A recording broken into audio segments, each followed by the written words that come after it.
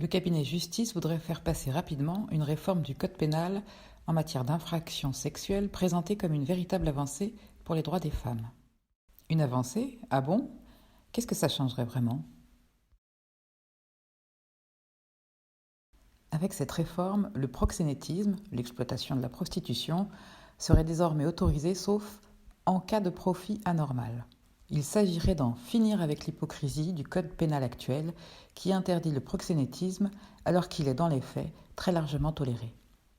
Cette dépénalisation est aussi présentée comme un passage nécessaire pour faire avancer les droits des travailleuses du sexe, statut, revenus, sécurité, déstigmatisation.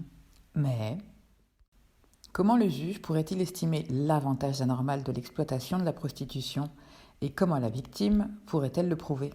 Dans les faits, le proxénétisme serait plus difficilement condamnable. Or, il s'agit du principal levier juridique utilisé aujourd'hui pour lutter contre la traite des êtres humains. Alors qu'il est déjà très compliqué d'obtenir une condamnation dans des situations de traite, cela deviendrait désormais presque impossible. De plus, une amélioration des droits des travailleuses du sexe n'est en rien garantie par une modification du code pénal.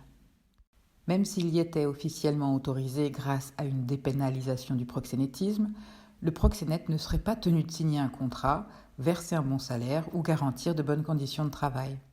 Par contre, ce sont des avancées qui sont possibles en droit civil, droit du travail et droit social, en prévoyant des dérogations qui puissent s'appliquer dans un contexte où le proxénétisme reste pénalisé pour permettre la condamnation d'auteurs de traite des êtres humains.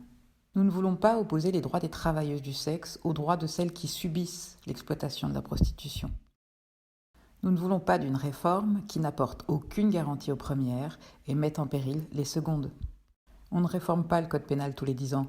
Quand on le fait, il faut le faire bien, en se centrant sur les besoins et les intérêts des victimes qui ne sont pas rencontrés aujourd'hui.